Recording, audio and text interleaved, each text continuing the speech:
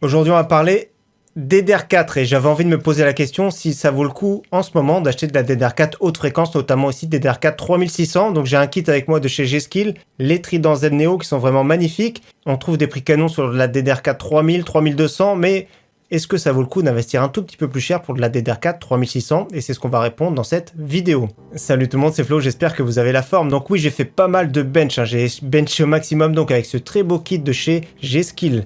Donc j'ai un nouveau kit ici de 4 barrettes de 8 Go, donc ça fait 32 Go en DDR4 3600. C'est L16, donc des latences vraiment très faibles pour de la DDR4 3600. Donc un kit de ce type là qui a dans mon PC juste derrière, ça vaut environ 250 €, c'est vraiment assez cher. Par contre, ces barrettes là, je les trouve vraiment magnifiques. Pour moi, en ce moment, ce sont mes préférés. Ça va très bien, un look un peu grisé, un peu noir. C'est d'ailleurs ici mes anciennes barrettes en DDR4 3200, donc que j'ai opposé. J'ai également fait le test en DDR4 2666, voir si ça baisse vraiment les performances ou non.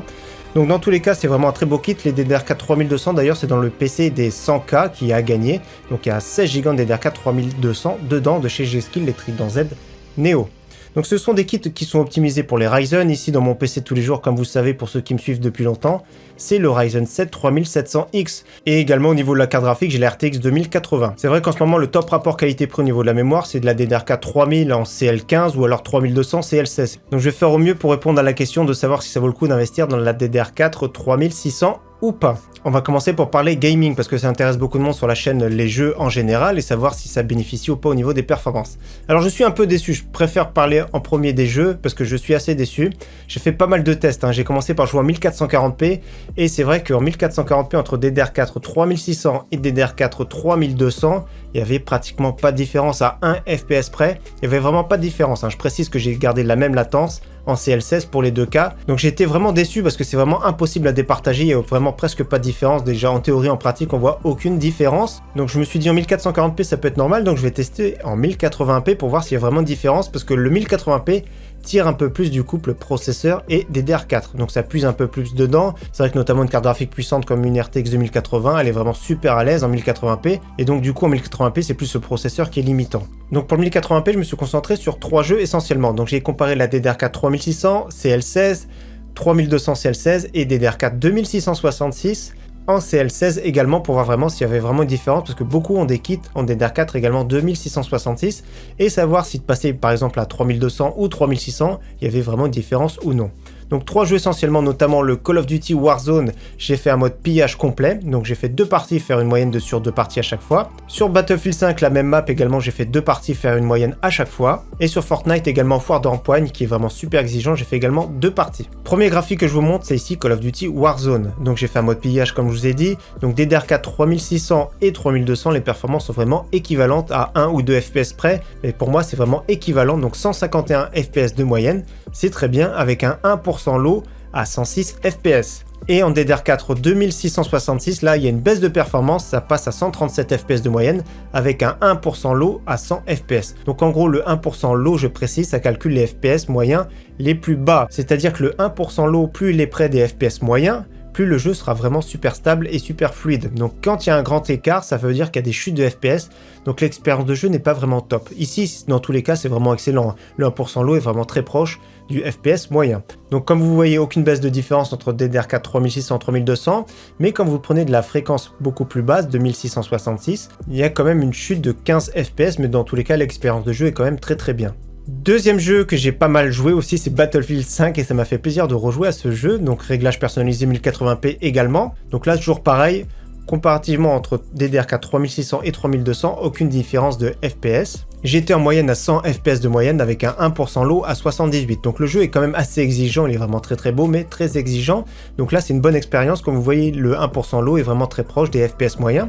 Et en passant en DDR4 2666, on perdait 7 FPS de moyenne avec 93 FPS avec un 1% low également plus bas à 71. Donc dans tous les cas l'expérience de jeu est très bien, mais comme vous voyez il y a quand même une baisse de FPS en passant DDR4 2666 et toujours déçu, aucune différence entre DDR4 3200 et 3600. Troisième jeu auquel j'ai testé, c'est Fortnite, 1080p en qualité faible. Foire d'empoigne, c'est quand même assez exigeant. En début de partie, ça tournait sans problème à 350 FPS.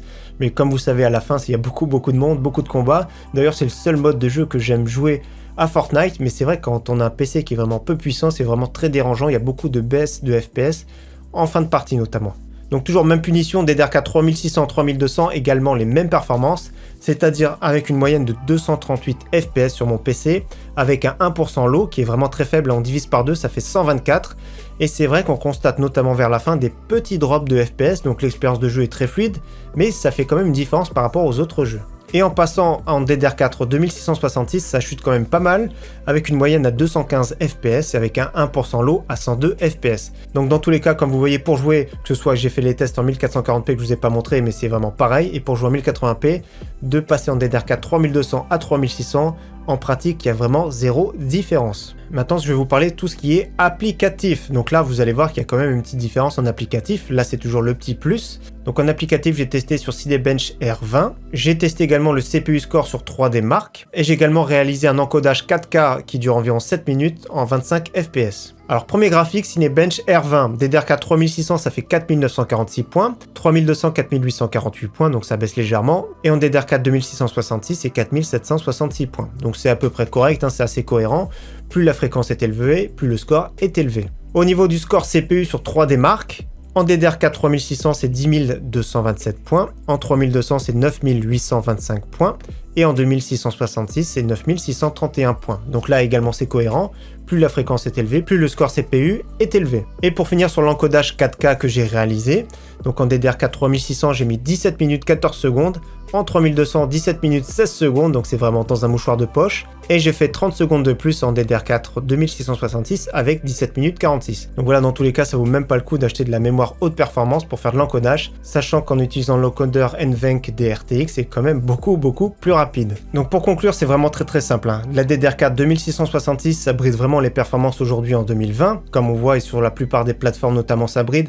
J'ai vu notamment des tests sur même un Core i5 10400F en DDR4 2666 et DDR4 3200, il y a quand même un fossé de différence au niveau des performances. Donc aujourd'hui, en 2020, ça vaut le coup notamment d'avoir de la DDR4 3000 CL15 ou 3200 CL16. Ceux qui veulent vraiment le top du top au niveau performance, c'est sûr que la DDR4 3600 c'est quand même un petit peu mieux dans certains cas. Il y a des fréquences également supérieures, notamment DDR4 3733 et DDR4 même 4000. Mais pour moi, au niveau de la différence de prix, ça vaut vraiment pas le coup d'investir dans la DDR4 haute performance, sachant que la DDR4 3200 c'est vraiment super efficace dans toutes les situations à un rapport qualité-prix canon. Notamment un kit de chez G-Skill et Trident Z Neo en DDR4 3200 CL16, ça vaut environ 100 €. Si vous prenez de la DDR4 3600, il faut rajouter parfois 30-40 € donc pour moi ça vaut pas du tout la différence de prix. Je vous conseille fortement d'investir la différence de prix, notamment dans la carte graphique. Dans tous les cas, si vous voulez retrouver mon très beau kit en 32 Go en DDR4 3600, je mettrai le lien dans la description pour ceux qui s'intéressent bien sûr. Et en tout cas, comme d'habitude, j'espère que cette vidéo vous aura plu et je vous dis à très bientôt sur ma chaîne. Ciao, bye!